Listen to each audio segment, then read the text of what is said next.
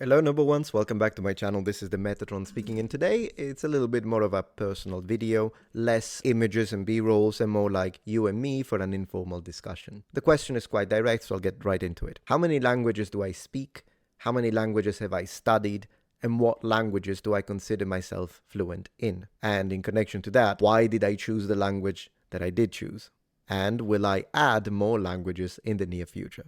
One thing at a time. All right, first and foremost, let's go into the actual numbers. I have kind of a double native tongue, if you will, in the sense that I was brought up, obviously, with Italian. That's my first language. But do remember that I was brought up in a very specific region of Italy, meaning Sicily, the island. What that means is that I do speak both the standard language, Italian, which I have in fact studied when it comes to proper diction. You might think, but why do you need that? You're a native Italian. Right, but even people who are native English speakers might need to study diction if they want to become voice actors. Likewise, in Italian, we do have that sort of university approach to how to speak a language in a most proper way, if you will.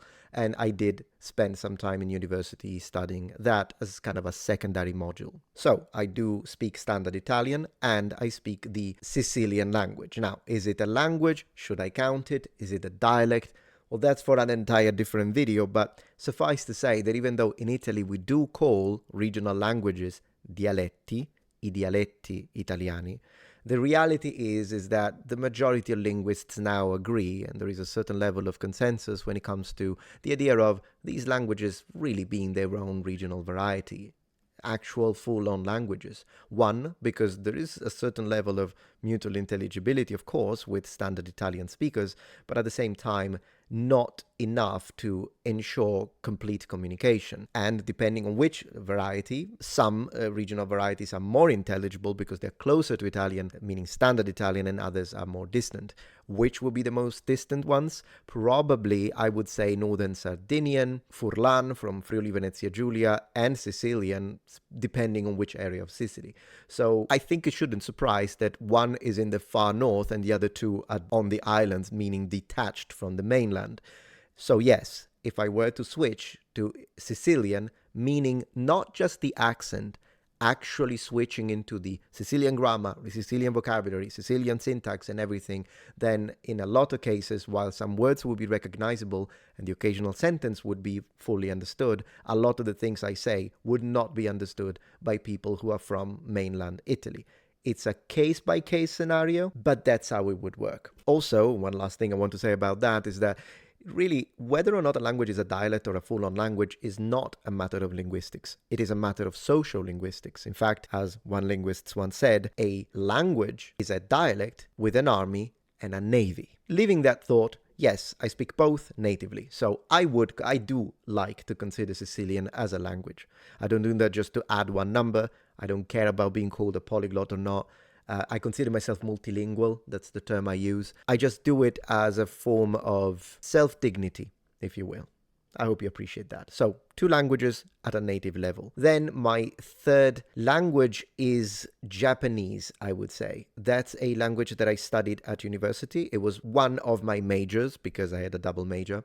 And so studying Japanese at university 4 years, and then I moved to Japan and spent another 4 years in Japan, speaking the language every day, building actual real contact and connections with Japanese people, and having only used Japanese for those 4 years, no English, not Italian whatsoever. It is a language that I've reached fluency in. So yes, I'm fluent. I am, gosh, what level? I'm just gonna say fluent. I can read and write, although I am a little rusty when it comes to writing the kanji now because it's been a long time, but I usually can read them unless you give me a kanji that is particularly rare. Everyday conversation, not a problem, and up to a certain extent I can translate, and I used to work as a simultaneous translator, Japanese English and Japanese Italian. I have experience with that, so yes, it's a language that I'm fluent in. That would be language number 3. Together at the same level, language number 4, which would be English. In fact, I'm not sure which one I should put first. Is English language number 3? Well, it's the one I picked up first as my first foreign language when I was a teenager. I spent some time in the UK, specifically in England. And then after that, I returned to Italy and then started studying Japanese. So perhaps I should put English as language number 3 and then Japanese as number 4. It's just that there are some professional contexts in which I'm actually more confident with my Japanese than I am with my English. It kind of depends. So let's put them at equal level I am fluent in English, I would say, not perfect. You can tell I'm a foreigner and that it's not my first language, but I'm generally speaking able to turn on a camera and make a presentation without having to prepare it beforehand.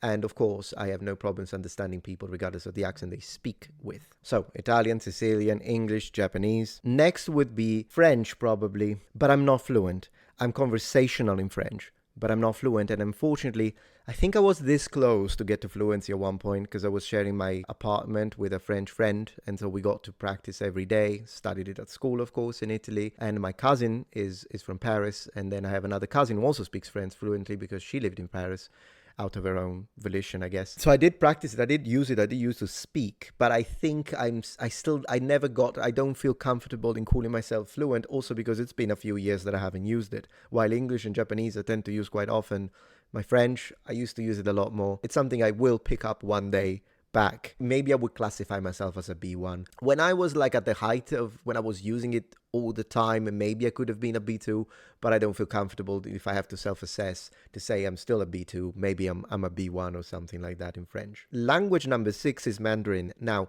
believe it or not, I actually spent more time studying Mandarin because it was my minor at university together with history than I did studying French. Still, I feel that because French is a lot easier for an Italian to pick up than freaking Mandarin, even though I put a lot more hours into Mandarin, I took tests. I never took a test of French. Well, in high school, but I mean at university, I never took a test in French, but I did take a few tests in Mandarin and I passed them all, and it was really good. And again, I shared my flat as a student with a Chinese so that I could speak. That was my little strategy, by the way, as a student. Maybe I'll tell you more about that. I had one room, I had a Japanese guy. In one room, I put a Chinese guy. In one room, I put a French guy. Well, that guy was from Belgium, the one at university, so that I could change room and practice a different language. It was great. I had an interesting racket, if you will, as a university student. Did that for 4 years. It was good practice. So yeah, I did have experience in daily practice of Mandarin Chinese. What's my level? Maybe low conversational, probably low. I would put myself as a B1 again.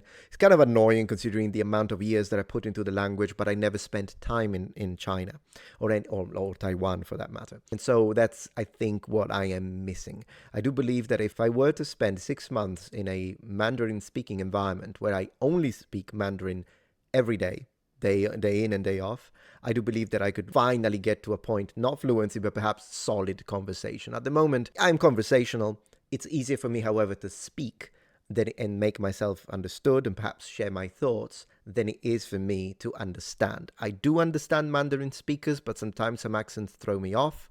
I'm more used to the northern accents because my teachers were all from Beijing than I am to southern accents. So sometimes when someone speaks with a southern accent or a Taiwanese accent, I might need some time to adjust. And then apart from that, I do believe I have a little bit of a lack of vocabulary in the language. So I would say lower conversational for my Mandarin, but hopefully something that I will be able to pick up soon whenever I have a little bit of free time and get it to a decent level. I'd like to get my Mandarin to B2. That will make me feel like nice. So these are my 6 languages. Have I studied anything else? Yeah, I studied Latin and I studied modern Greek. Do I speak Latin? No. In fact, there is one presentation. Whenever I do a presentation in Latin, it's something that I prepare, I study, I write down, I rehearse. So yeah, I have some training in the language, but it's not a language that I could just switch on like I do with these other languages and just start speaking to someone. And that's the same for modern Greek, which is the language I know the least of. I only know a little bit of modern Greek. So 8 languages, we want to look at the number of languages that I've actually studied. 6 are the ones that I can have a conversation in. 4 are the ones that I consider myself fluent in, 2 of which I'm native. So that would be the case, the situation, the scenario, if you will. What are my plans for the future? My plans for the future are, first and foremost, to reach at least B2 in all the other languages. So language number 5 and 6, I would like to bring them to a B2. And then if possible, fluency. After reaching that, I would probably pick up a new language. So language number 9, something Nordic, maybe Swedish or Icelandic are the 2 candidates that I have in mind, probably Icelandic. So that would be my next goal. Now, why did I choose these languages? It's always a matter of passion. I like the history, I like the civilization, and I'm intrigued by the sound of the language. I also like the countries and the people from those areas that they speak them, and that's usually what draws me in the most. So that's the story of my language journey up to this point. I'm very happy with it. I have a fantastic time.